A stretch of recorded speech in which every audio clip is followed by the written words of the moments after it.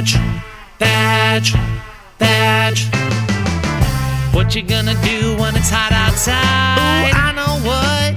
Listen to Vadge. What you gonna do when the trains are down? Ooh, I know what. Listen to Vadge.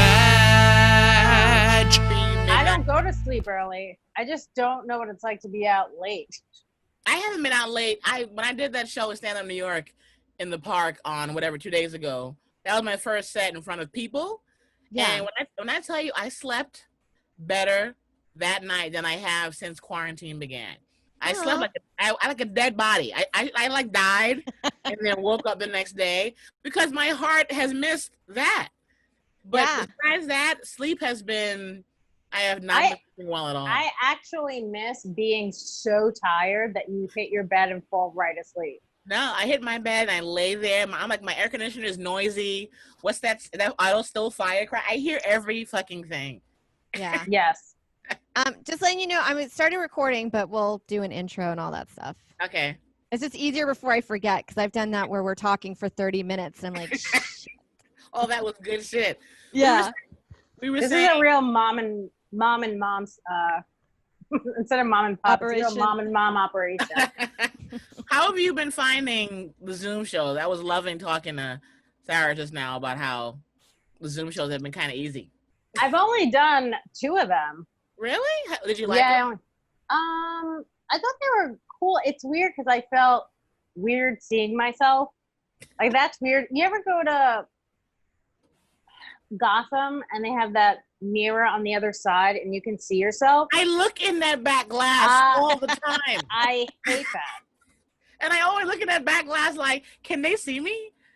I'm looking to see if they can see me through the glass. And I'm like, oh, you need to focus. I don't like that. Here.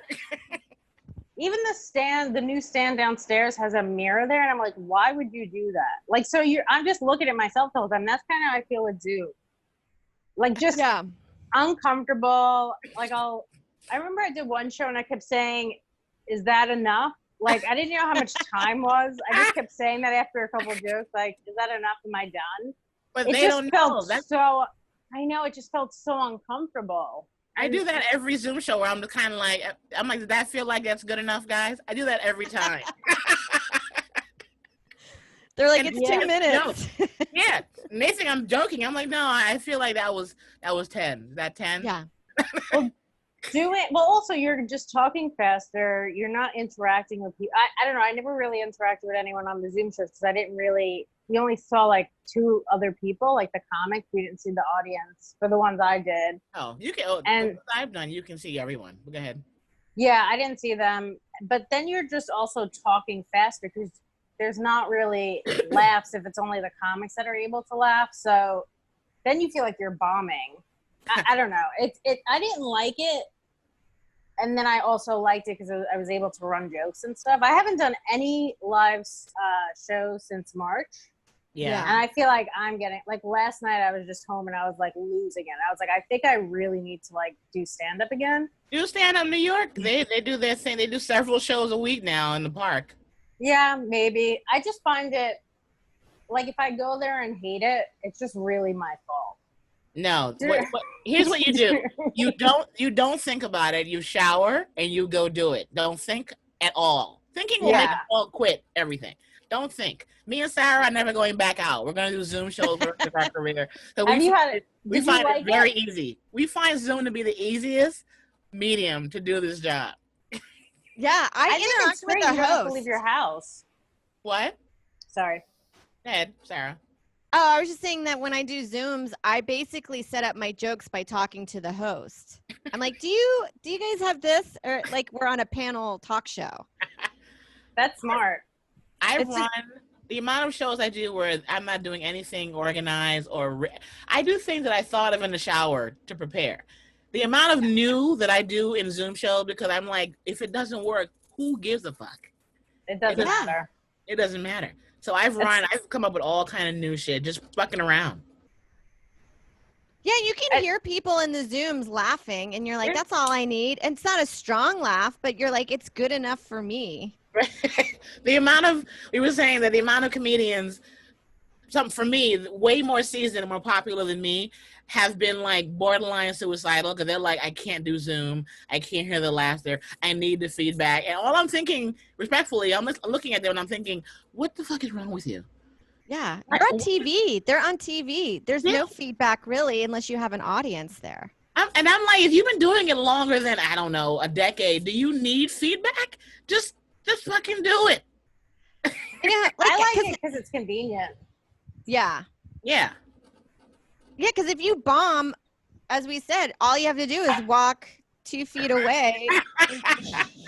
You can watch a TV show instead of sitting in your shit on a train ride all the way home. Yeah, I would think it doesn't hurt as much to bomb on a Zoom show because it's like I could literally my refrigerator's right there. I could like almost make a sandwich while I'm doing a Zoom show. How do you define bombing on a Zoom show though? I guess like there's no. Well, I did one Zoom show where they tipped you based on how much they liked you. That's isn't okay. I've done a lot of tip shows, but I've made 400 and I've made nothing. Yeah, that's the point. It doesn't matter. I know the economy of it does not make any sense because at first I was making like I remember a few I made on the first few like 200 and then the last few it's like $10 and you're like. I'm used to $200 a Zoom show. And if I get my ego into it, like, well, usually I get at least 100. They'll be like, bitch, we don't need you. We don't need your show. So I think I got $30. Yeah, there's no pattern. It's how some nights they're like, you're the best thing I've ever seen. Other nights, the girl's giving her man a hand job while she's watching. You don't know what the fuck has that happened to you while you were doing a show? I suspect that there was a girl and a guy fucking around because they're on their couch. It was kind of dark, and you know what? So what? If they're doing that, they're watching TV. And I give many a hand job while I watch TV with a man sitting next to me. That's also a compliment to you that you put them in the mood for Fucktown. Exactly. Yeah, I usually make people fall asleep. I have people fall asleep on me, or just I've had people start off watching me sitting up, and then by the time I'm done, they're laying on the. Yeah. Wait, we were talking on the last podcast. We saw our friend Mike Vecchione do one of those outside in a parking lot shows somewhere in Pennsylvania, and he had a really funny video of a lady getting up, folding her chair. And walking to her car, and we were like, how hilarious. Because when you see somebody walk out of your show, you're like, oh, maybe they got sick. But you actually see a woman just like reverse, look behind her, and then disappear. And you're like, that's so fucking funny. That's funny. That's fun. That would never insult me. I would think that is the funniest thing. I wouldn't even be able to keep up with my jokes. I would just be so interested in because she was also kind of older, so she was walking slower. You ever see one of those people that leave like a show slow and they're like right in your line of vision? You're just kind of following them the whole way. I've had an old lady like get up and the hunchback old and she's like getting up and she's like, that's kind of what she was doing. It was kind of like that lady. And all I'm thinking is that's hilarious to me. Oh, of course. It was funny. But it looked so sad. Like Sarah was saying, if that was us, maybe you set up like a plan or something. The stage looks so sad. You're just standing on like a pizza box with a microphone. It's like pretty dark. It was pretty dark too. Like there wasn't really any light to kind of center the show. And then this lady just gets up super slow and just heads out. I want to do now that I've done that one, the show I did, they booked me to do 2 of them in Central Park. I did one and I abandoned the second one because it was in the park also. But it was a 30-minute walk to the next one. And I'm like, you know what? It's about to be dark soon. I'm sorry. I shouldn't have said no to 2 shows in the park after 7 p.m. So they have a show at Battery Park. I'm going to ask them, can I do that one? Point is, the fact that I've done one, now I want to do all of them. Like, it's so easy to get the addiction back. Yeah, I'll do every outdoor show now. It doesn't matter anymore.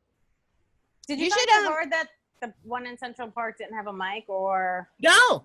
It is Shakespeare in the Park, literally. There is no mic. But this, and at first I'm like, I'm not doing that. Who does a show with no mic if you're not a new comic?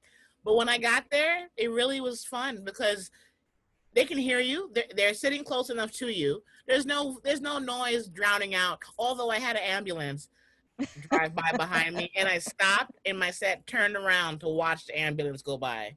That was your old lady. That ambulance. And my stopping and turning around to watch the ambulance made them laugh harder than my actual jokes. And I'm like, you know, I'm not competing. I'm going to wait for them to go by. Yeah, I think people are bored and want entertainment, so I see them going out to do stuff. So that's cool. They're laying down. I had two kids, and the parents were like, "Fuck the kids, do your set."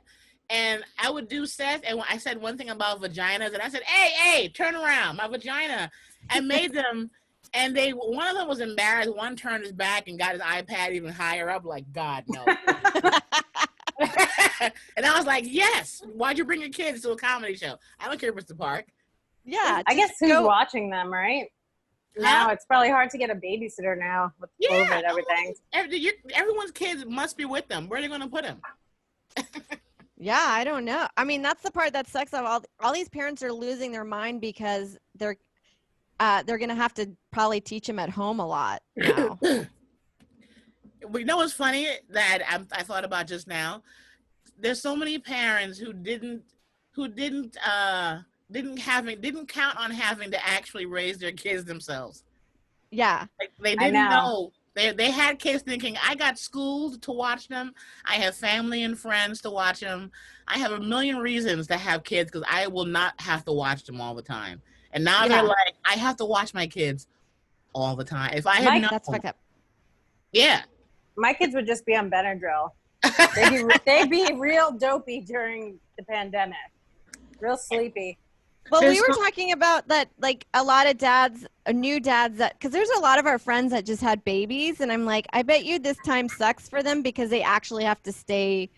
Because dads are always, I don't know, they get to go out and do, nothing is expected, but now they're at home. So now they have to be a full-time dad. Yeah, because a lot of times dads, I used pet peeve are when dads say, I got to babysit. I'm like, no, you don't. They're your fucking children.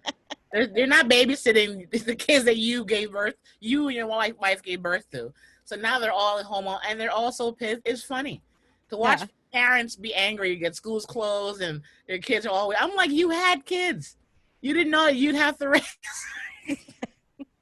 I just assumed pandemic was happening. Yeah, I think it's gonna be interesting, just like after all this, what happens and what we find out about the pandemic, and I don't know. It's gonna be interesting for just to see all the shit that like was kind of hidden a bit. Yeah, I'm not gonna. Every morning I do wake up, and before I open my eyes and turn my brain back on, I do go into a small panic for at least 2 minutes because I'm kind of like, what the fuck is going on? Every day I'm like, I can't believe what's happening. Like, please, God, or whoever's in charge, what are you doing? Yeah.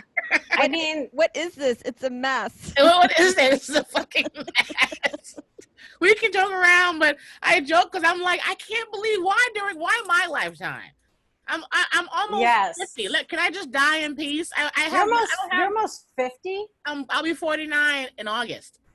I thought you were like 36. Oh, yeah. Thank you. but that's why I'm like, I'm half dead, God. Just let me get out of here. What the fuck is going on? Well, that's the thing. Right now, I feel like all of us are in our 40s. None of us have time to waste. This is just a real waste right now for all of us. That is the perfect way to describe it. Like, we just figured out what we might want to do for the next, what do we have left? Maybe 40 years if we're lucky, 30 years. Yeah. In my 20s, this would have been fine. But my 40s, it's like, come on. How long do I have to really do anything?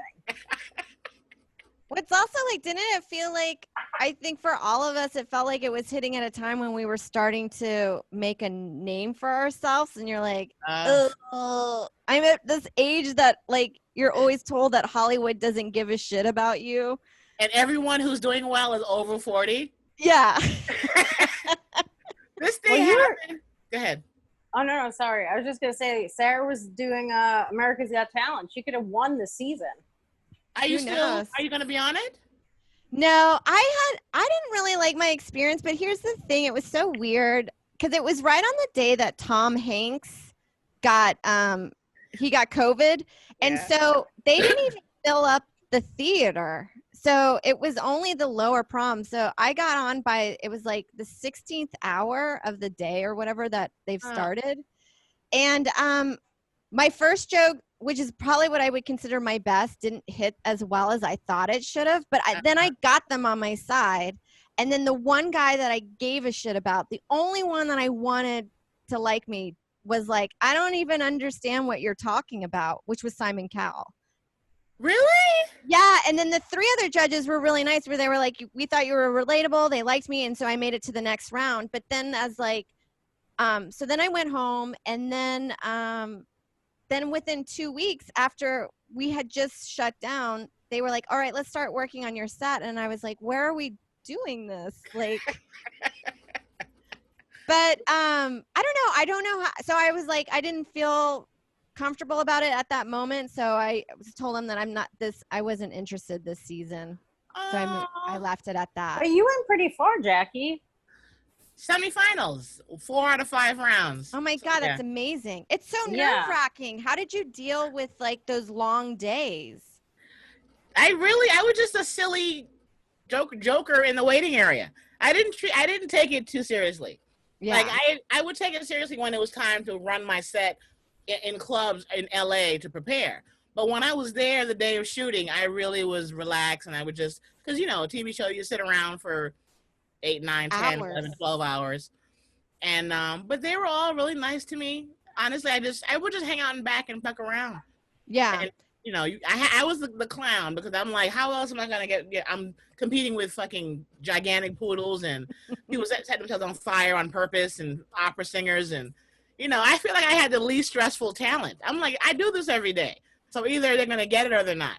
That is true. I didn't think of it that way, because there were a couple from like all the way from Czechoslovakia that do like, they're like mentalist or whatever. And the lady's like, I'm tired. I'm jet lagged. How am I supposed to like read minds and do all this stuff? And I'm like, I live 7 miles away. And I put on makeup and a pretty dress, and I'm going to sit here until they call my name. That was really it. Yeah. But you were doing really well. Weren't you traveling a lot from that and headlining? I was headlining before and during, and they were good. They were good at accommodating my schedule. Like that's great. I would just add AGT. I'm like, I'll be here this weekend. They usually shot on Tuesday and Wednesday, which is never really a road day. So they didn't infringe upon my time, and they made it part of my schedule. They were very like, we just want you to be here when we have you. So I would give them my schedule, and they would tell me, okay, this day and this day, this week you can't go anywhere. So I would just schedule around the shooting. So it wasn't stressful at all. That's great. Yeah, it was fun. Did you are you still with, I saw that you did a little IG live with Howie Mandel. He seemed really nice. Yeah, he was live, and all I did was he was live. Did I add him? I think he was live, and I was watching, kind of eavesdropping on his conversation, and he added me and scared me. And I wasn't, dressed or nothing. And yeah. He's very nice, because he's a comic. As rich as he is by now, I'm sure he really is a comedian. He's just a natural comic. Nothing about him is different than any of us. Yeah, I was actually like surprised that he was going forward while we were in a pandemic, because I knew that he was a huge germaphobe. Yeah, well, probably. Yeah. He has, you can't touch him. So he's probably the safest person. Although he fist bumps and he'll hug you, but his germaphobeness has helped him probably to be like, I know what to do to avoid all this. You guys are just panicking for nothing. Yeah, he knows it. Who were the other judges? Was it Scary Spice? And when I did it was Howie, Simon, Gabrielle Union, and Julianne Hough. Oh yeah, they got Dancing with the Stars. Yeah, she won several seasons of Dancing with the Stars, and Gabrielle's an actor. And I know Gabrielle Union is. Yeah, I like them because they were American, and they're working. They were, a lot of times they have judges who aren't working right now in terms of performing, and they were working performers. So they were, in my opinion, good judges for me, because they understood the pressure of performing. Yeah. It's awful. Yeah. And Simon liked me, but everyone's like, Simon likes black girls. You don't know what you're gonna get when you get there. So Would you date Simon? Why not? There's no reason. Do you think he's handsome? I think he's sexy. I do too, and I think it's because he's mean. Yeah, in a sexy way. I like assholes, so that wouldn't change with him. Also, he squints a lot, and I think that's a big part of being like sexy, squinting. What? Like I've never heard that before. Really? I think so. For he Adrian. squints kind of a lot. For me, if you're squinting, I'm gonna think you're real sexy. I'm always attracted to guys who were really honest, regardless of your feelings, because they're like, this is who I am. You take it, and that's him. So yeah, he's definitely dateable, and he's extremely rich. So yeah, I would try. Oh yeah, his I used to have a temp job on the Upper East Side of folding high-end baby clothes, and such a funny job.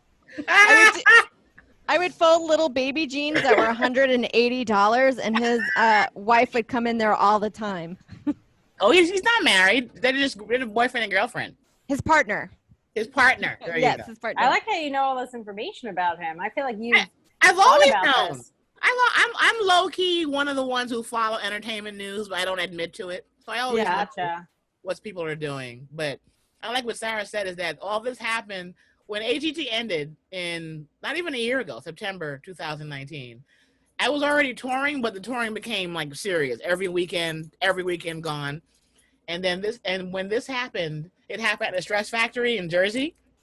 March 12th was a Thursday, and my shows on those days are always light. Thursdays are always light. And that was my last performance, and it shut down. I was just getting to see what it felt like to pay my cell phone bill on time. Right? And then all of this happened. I was seeing what it felt like to have people not call me to be like, where's the money? And I'm like, I gotta go to Detroit. When I get back, I'll pay. Yeah.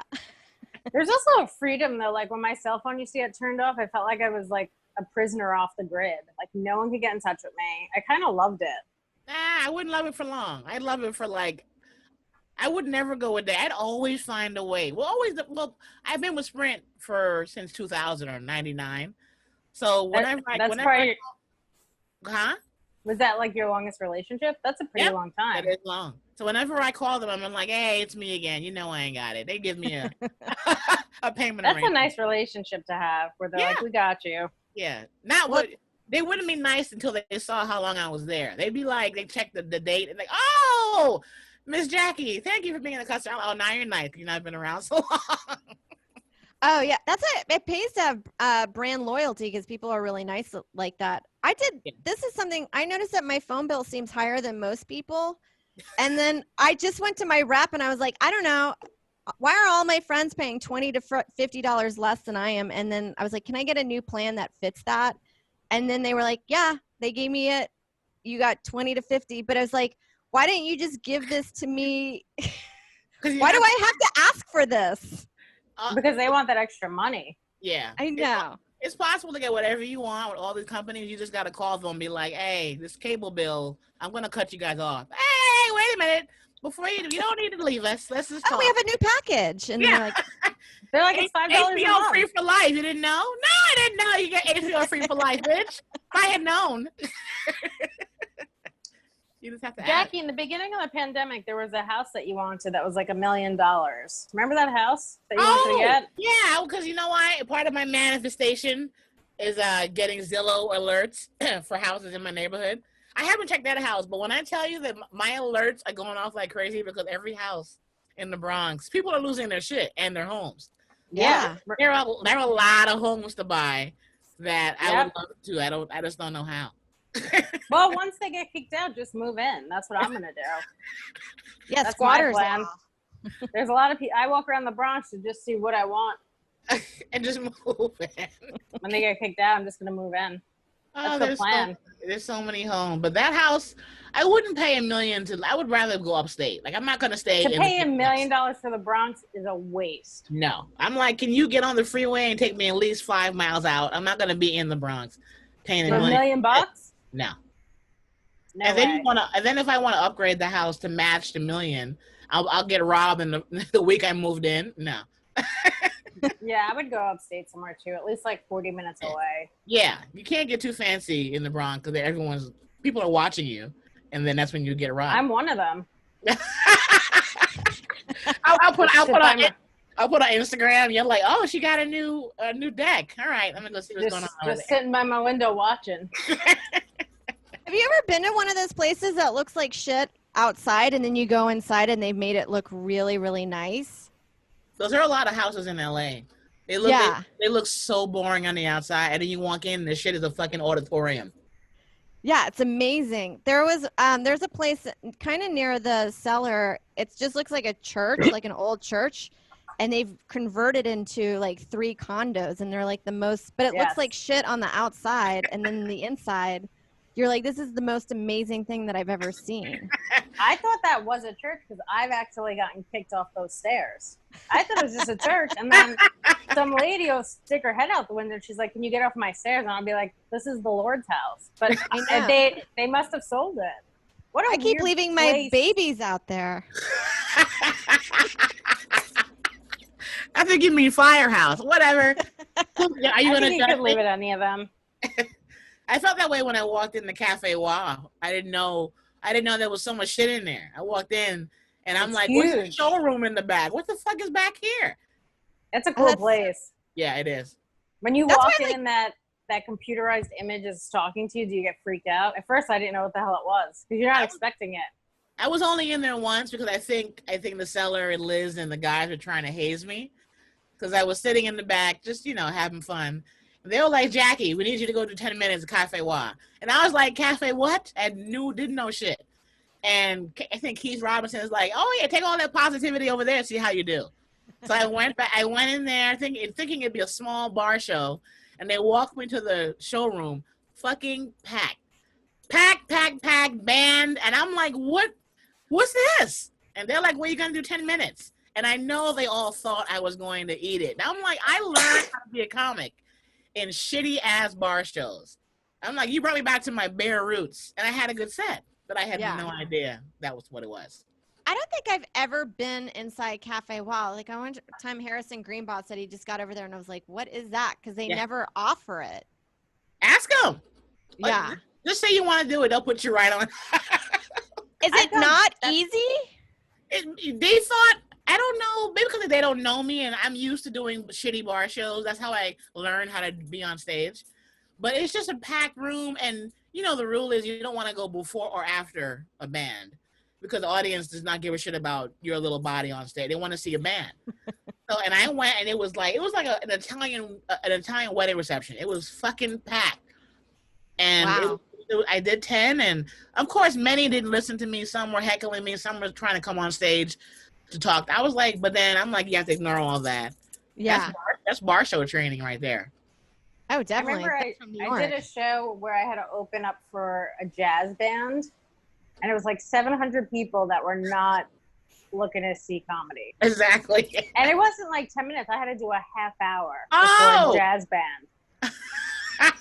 God. Which is insane because like jazz, no one even speaks. So now I'm just speaking to these people for 30 minutes. And they were like not happy. Yeah. Neither was the guy. Also, I think when people say don't curse, they don't realize you can still be offensive without cursing. Ah. So I think they were all not. There was a couple people that liked me. You know what? They actually liked me when I was like attacking them. Ah, like a black show. Yes, it was very bougie black people that were just not into it though until I started turning on them. Yep. Whenever I do an urban show and I'm like, and I can tell their body language is kind of like, who's this bitch? And then I have to roast them. I have to do my set, but I have to roast them every other joke.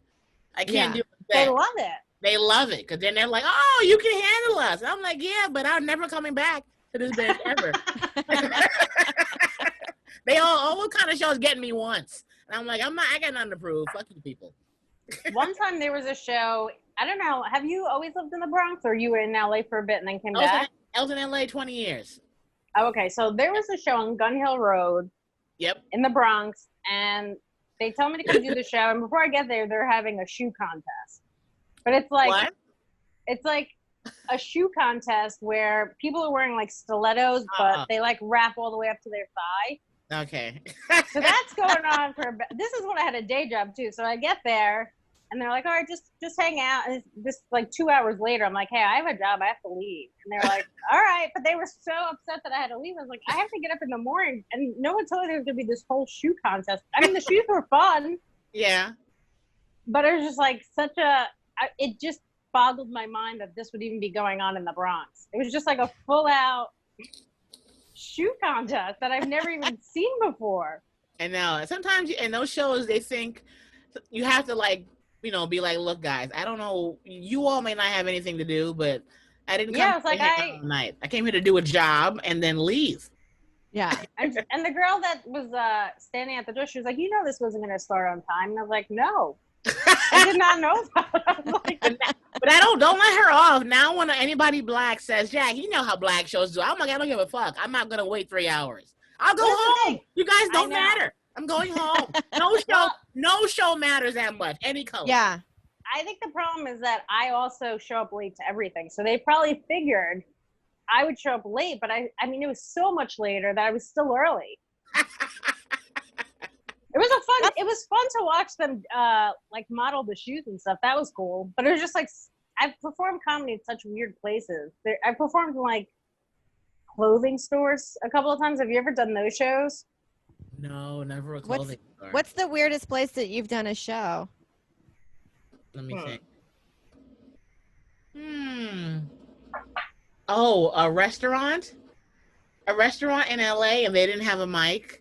And a restaurant that was fully filled with people eating, and there's no stage, there's no setup for a show. I just had to go to stand by the booth of the family who were eating and do my set, and there's no mic, no karaoke box, nothing.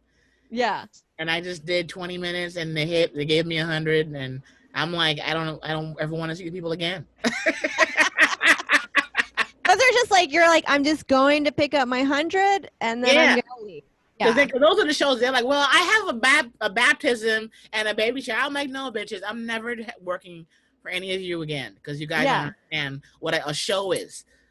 Some people... Yeah, but it's so weird because they're just like, it's like, have you ever seen a show on TV or a movie? Like, no one's doing it next to the buffet line with no mic and then no opener and no introduction. They're like, just go up there and like, start talking. And you're like, how are they going to know I'm a stand-up or like what they're about to see? It's just like, I'm just like weirdo at a party complaining about stuff.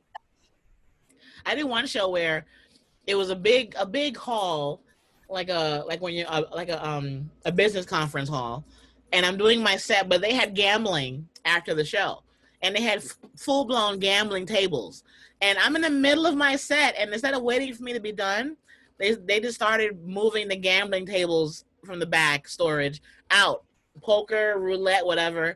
And while you're on stage?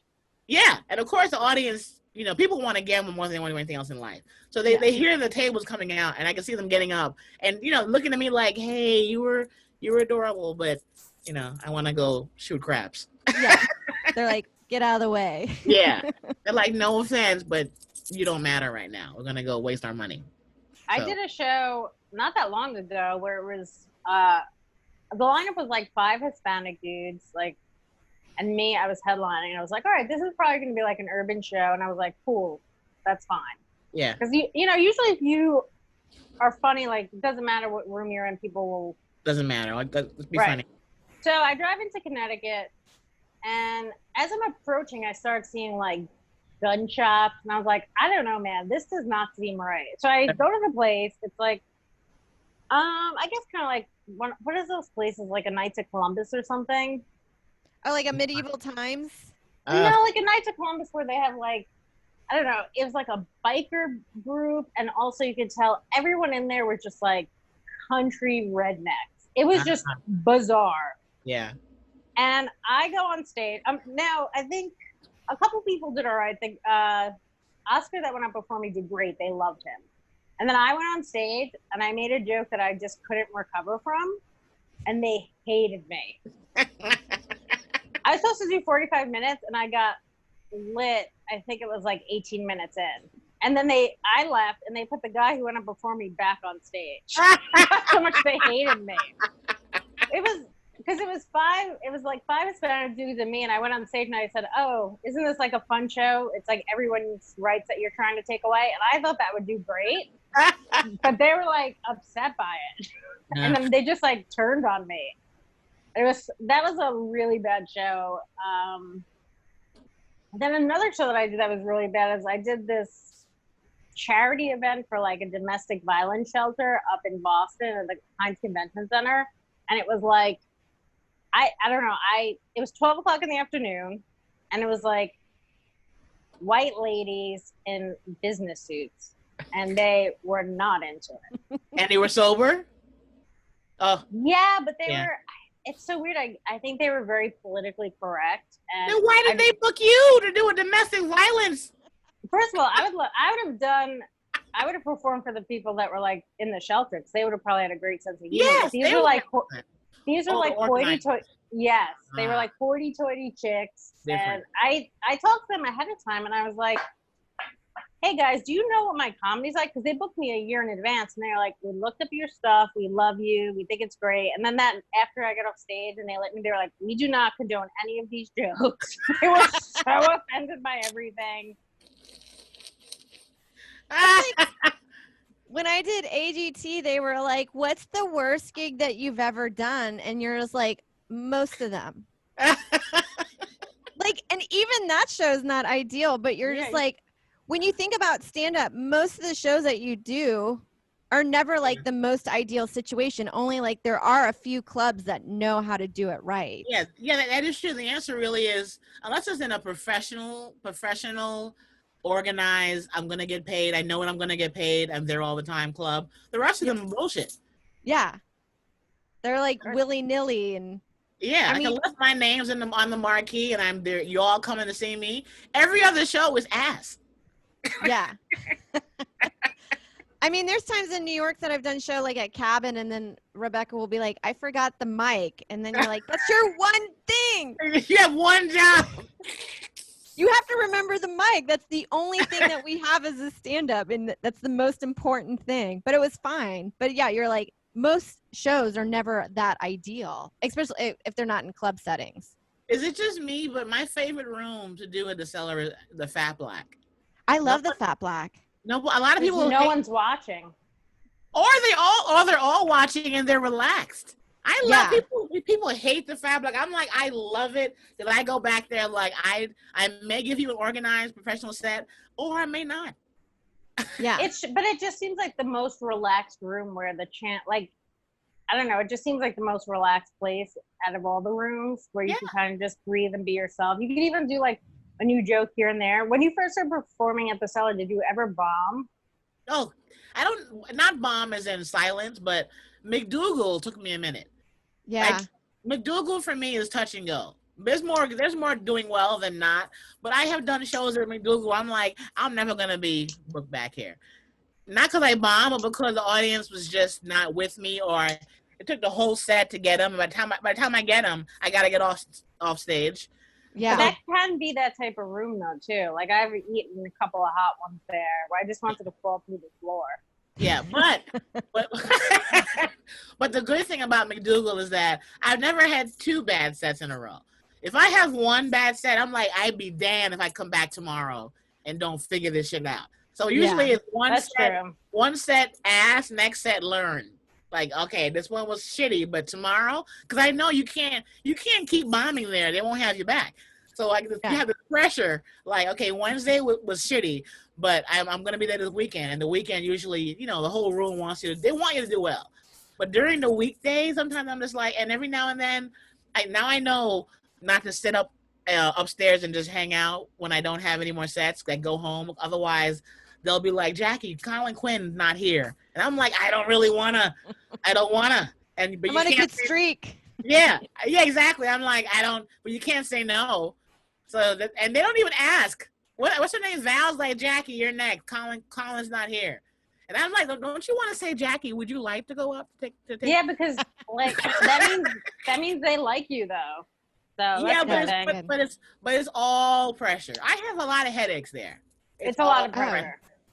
Well, that's why I like Fat Black, as you said. It just feels like that one's not getting monitored as much. So then you have you feel more comfortable, and then you're just have more fun on stage. And speaking of monitor, like when I'm doing my Dougal and there's a manager standing in the doorway under the light, I'm like, do they know that we can see them? Like, that's not how you get a comic to relax. Get the fuck out the doorway. Stand by the stairs and go by the bar. But you're in my line of sight. So I'm doing my set like, why is Val always in the doorway when I'm down here? She wasn't down here the whole night. I know. But that means because she likes you and wants to watch your set. Yeah, I never think that. I always think they're judging. No. Val's not really judging. I don't think she's reporting back to people. If she's there watching you. If you eat it, she will. And that's her job. Her job is to, But they know people are not always going to have a great set. I mean, there are a few comics that, like, never have a bad set. There are those comics. I mean, I'm not one of them. Like, I will eat it every now and then. And that, like, humbles you, man. Like, you could have 3 great sets, go on the 4th and eat it, and the whole ride home, you're just fucking hating yourself. Or, you know what I mean? Like, that's all you think about. It could ruin your night. It does. Yeah. Were you nervous to audition there? I auditioned there 3 times. And one of the times, Esty doesn't believe or remember she gave me permission to audition. And she and I kind of back an email back and forth. And I'm like, Esty, how in the world would I get on that stage unless you told me I could? But he just wandered in. I'm like, you can't get on there. Security would bash my head in. But there was one time where she booked me and she wasn't there, and Val watched me, and I did okay enough to at least be considered to come back. And nobody reported back to Esty. The other 2 times, I did okay. Okay in my mind means good enough to be considered, but that doesn't mean that that's okay enough for them. And 3 times, nothing. And then Esty came to LA and saw me at my home club there, the Comedy and Magic Club. And and I did well because I was relaxed. I'm like, she's in my house. This is what I have. I had nothing else to give her. I have nothing else to give her. Yeah. That's the best situation, though. Yeah. And after that, she booked me for Vegas first. And then after Vegas came New York. But I kind of gave up. I'm like, I did it 3 times. I'll keep doing it, but I don't know what else to give her. I don't have any more brilliance to pull out of my asshole. Oh yeah, you should have said that to her. No, I've given you all the brilliance out of my asshole right now. I have nothing else. Average stuff. Either I'm meant to be here or I'm not. But once she saw me without the pressure of you are auditioning to be here at the Cellar, maybe she's like, oh, now she's being herself. I'll give her a chance. And Vegas was how I got in. I had to do well there and then be in LA, in New York. Well, we always say, like, sometimes I'm like, God, I wish industry could just see me when I'm at an open mic, not giving a shit. Because it's like, that's where I feel like I thrive the best than doing these, like, hardcore auditions for 3 people that have been there for hours. Yeah, that setup's never good. I always say I'd rather not know industry's there. Like, for years, my stand-up didn't get to a certain level until I stopped caring who's watching. Yeah. Because for years because I live in LA all this time. So in LA, it's all industry. It's all a showcase. You're auditioning every show. And when I started to block the industry out, like before, if I heard, CAA's here or JFL's here, I'd be like, oh God, I'd get all freaked out. But now if I know they're there, I'd be like, I would perform even more relaxed. I would drop more F-bomb. I'm going to be more of who I really am because it doesn't matter because they all know who we are. That's the thing. Yeah. So many comics are like, they don't know me. They know you. If you perform a lot anywhere, they all know who you are. So there's no reason to be like, oh, I hope they like me. They've already watched you online. They've already asked about you. They, word of mouth. You're not new. Well, I used to get that way when you find out like kind of like a celebrity comic is in the audience or going up after you. And now I just realize as time's gone by, you're like, they're looking at their phone. They're not even paying it. It's rarely are they ever kind of watching what's on stage or they're more in their own mind that you're like, so that made me feel better to know like it doesn't matter. Just go up and do your set. Or if you're killing, they're really watching because they're worried because they know they know they have to come on stage and actually give you something. Oh yeah. Yeah. Did you perform at the Comedy Store when you were in LA? All the time, but I'm not a regular there. Do you like that room or not really? I do. I love the Comedy Store. I did the OR, the room for the paid regulars once for an open mic, and I fucking loved it. And I'm like, I see now why comics can't wait to be here, because in that dark room, you feel like part of comedy history. You feel like you're part of the actual game for real. But yeah, the comedy store. I've done so many shows in the main room where I had to follow Joe Rogan, and it's just a fucking room full of roided out dudes. I mean, like packed room of just white guys with just their chest and their necks out to here, but they want to have a good time. I would think his audience is also a lot of young chicks. No. A lot of young girls, and if I go up there with my whole pro chick shit, that's how I get them. But I didn't know that, because at first I'm watching Joe murder, and then I'm like, why is anybody even going after him? Like, he should be closing the show out. But you'd be surprised, especially in LA, the more famous they are, they don't want to go last. They want to go in the middle and fuck the whole show up. The best spot, and then you got to go after them and carry and pick up what they left off. They don't want to go. The famous ones don't want to go last. Well, I would hear stories about how Dane Cook would like bump a bunch of people and do like 40 minutes in the middle of the show. Not anymore. Not in the last year. No, but like back in his back in the day, yeah. But I wasn't past the Laugh Factory when he was doing that. I've done a lot of shows where I would bring him up or go up after him. Not after him, before. A lot of before.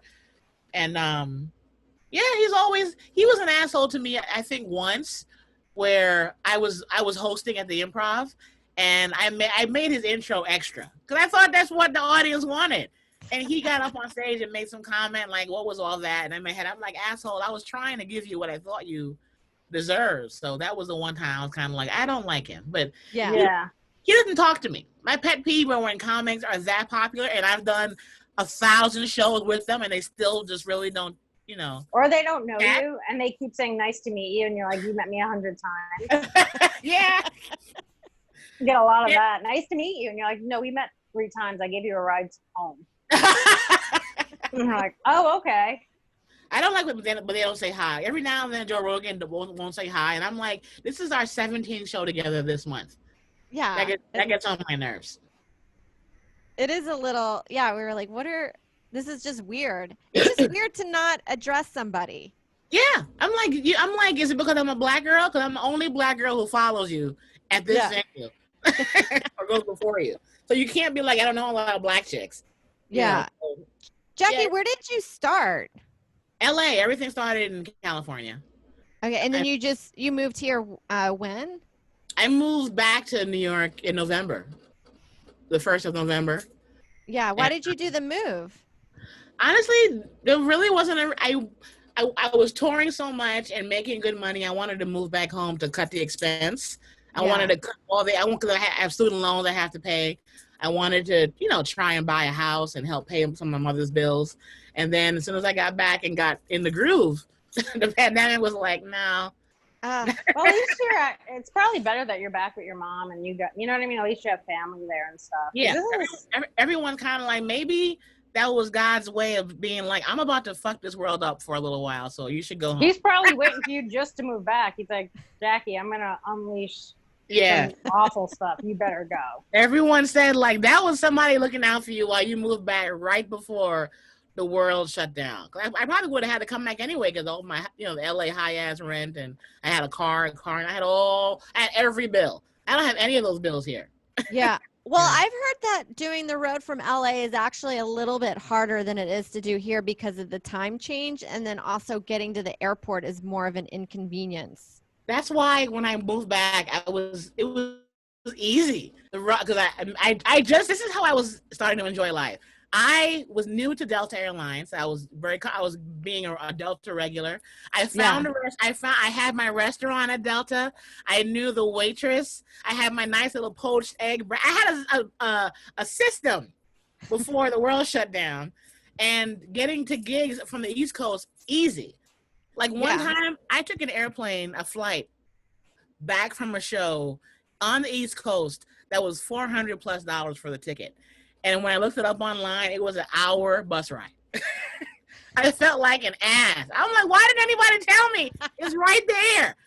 I had to learn. So after that, that's awful. After that, I was driving. I would take a Lyft and pay the $100 for the ride. Still cheaper than a flight. So yeah. On the East Coast, it's way easier to live here and travel around the country. In LA, every ticket was minimum $400. God. Uh-oh. Lift around, get a ride. The club maybe will send the car for you. Totally different world here. Oh, yeah.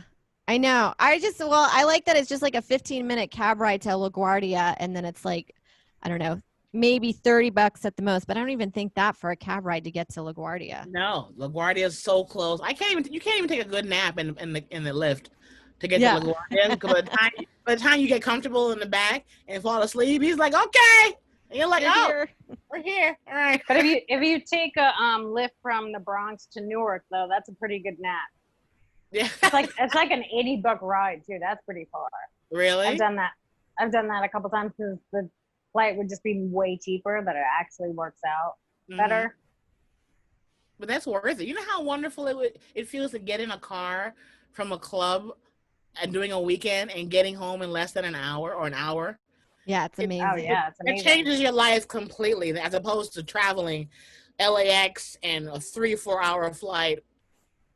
It's amazing. That's why I would be at the cellar with my suitcase. Every now and then I would come back and be like, I could go up. And I shouldn't. That was all a mistake. I was exhausted. I was doing too much. I don't know what I was trying to prove. And after a while, Val was like, we don't need you. You don't have to say yes till Sunday.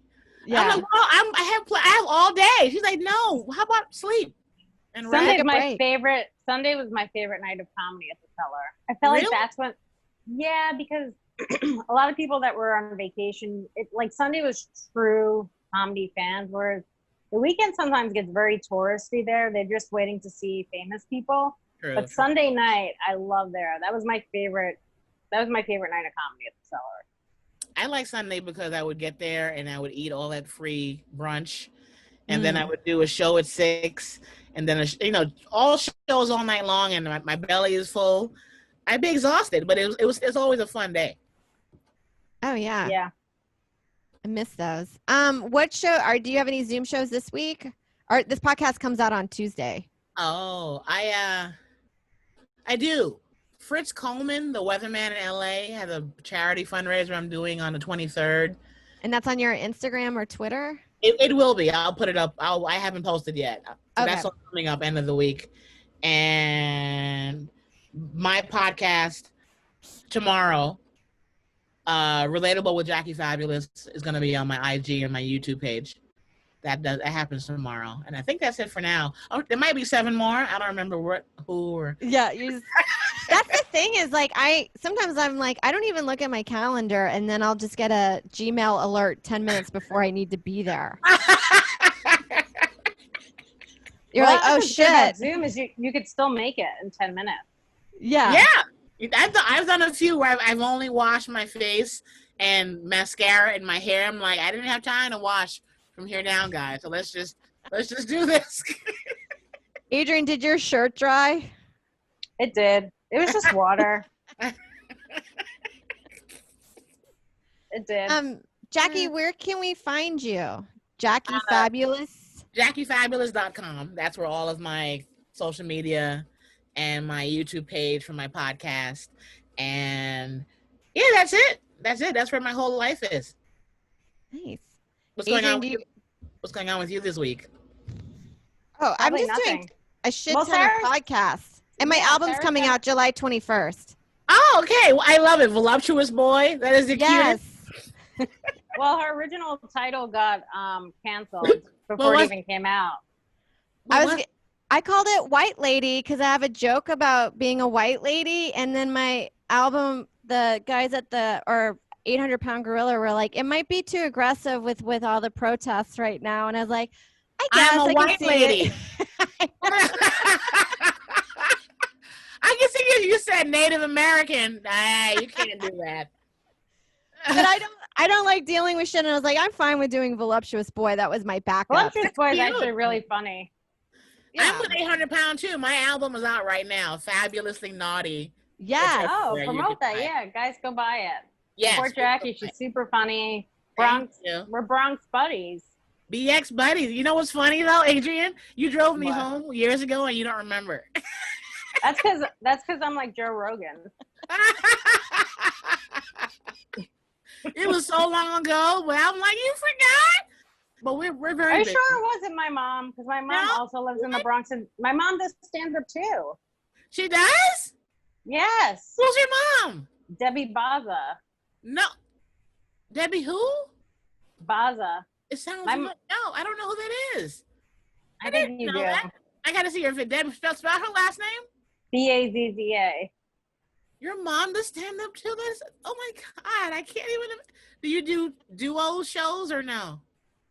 No. The last show we did together was we did an urban room in the Bronx. She brought like 15 old white ladies to a show that started late. And in the middle of someone else's set, they started a chant. We want Debbie. And I said, this is my last show with you.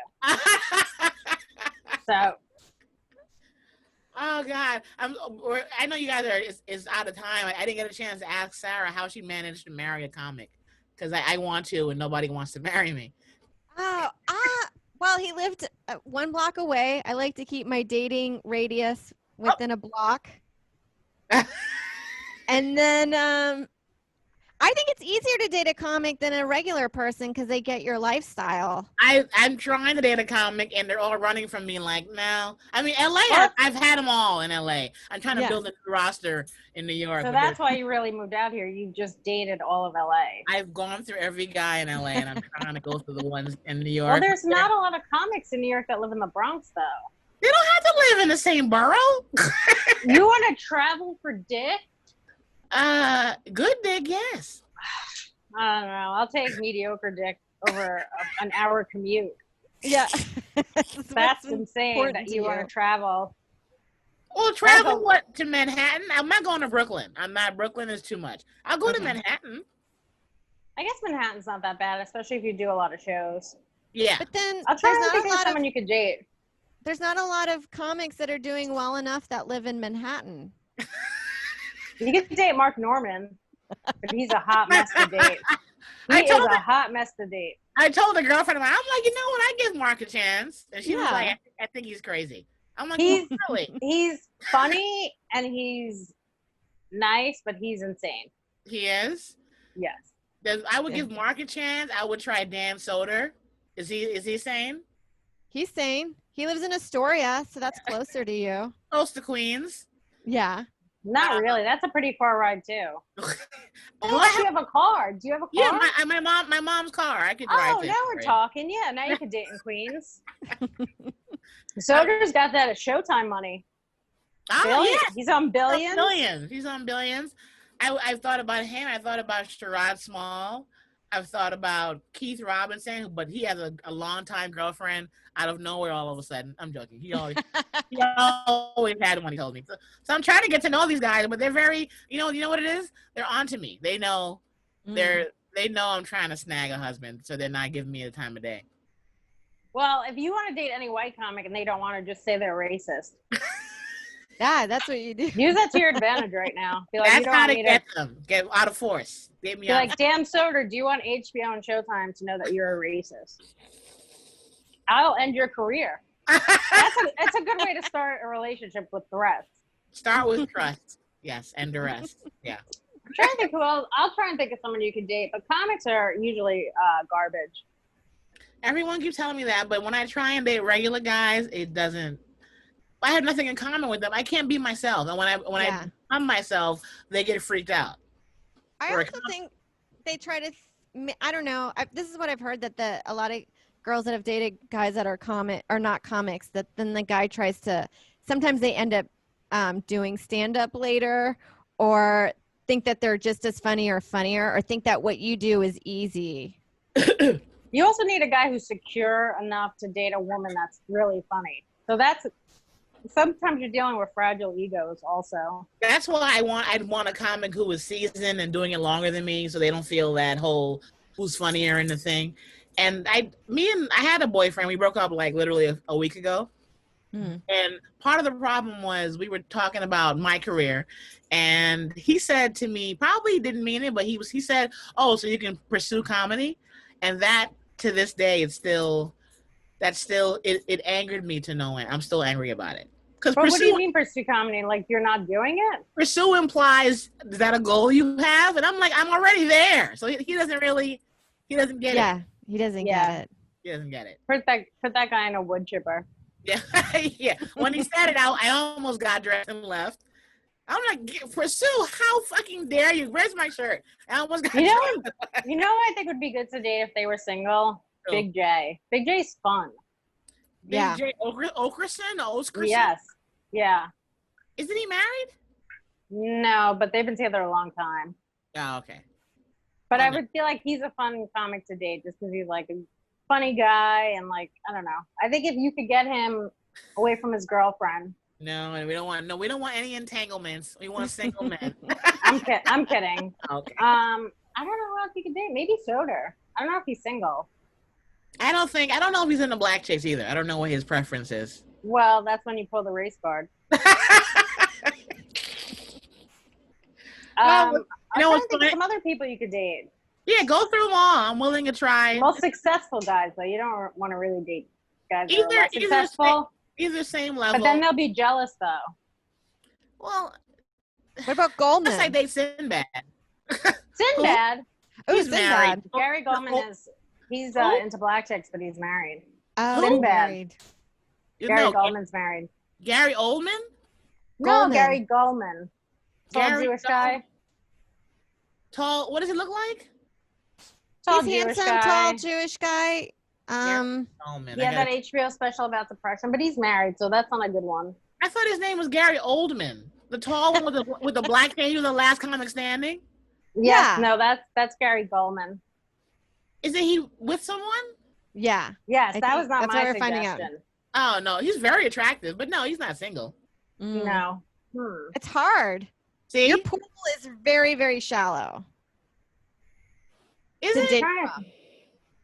Or maybe my mind's not. This is the thing, and I had this all the time. Like, I always when you bought music from Best Buy back in the day, if you had a lot of money, I would never know what song or CD to get. But when I didn't have money, I was like, I want to get this album. I want to get this album. But I feel like that's when we're thinking of guys for you today, and I'm like, I can't think of any. You know who's cute? He's black guy, kind of short, well, a little bit taller than me. He's always hosting at the McDougal location. He has like twists or little dreads. Is it Seton Smith? Who? Say it again? Yes, Smith? He's cute. He's cute. Yeah, I think he might be single. Ah, okay. That's a good guy for you to go after. I would hang out with him. Yeah, we'll get that started. Seton, date Jackie. There you go. We can go see a movie. It's not that big a deal. No one's trying to. You're not seeing a movie during the pandemic unless you. Oh, you're right. But how can we go on? We can FaceTime date. I think he's very nice. He's very nice to me. He's complimentary. He seems like he's a gentleman. He's a nice guy. He's attractive, funny. I think that's your best bet right now. my best bet right now. Soder and Seton. Anything with an S. Soder is a party guy, though. I feel like I would be jealous. He seems like he's out there just fucking everybody. I don't know if that's true. He does that when he has a girlfriend now. No, true. We'll put Seton on top of the list for now. All right, we'll figure it out. Okay. Guys, try and set Jackie up with someone. Buy her album. Thank you so much for doing this. Make suggestions on Twitter for her. Okay. Let me know. All right. All right. Bye, bye guys. Bye.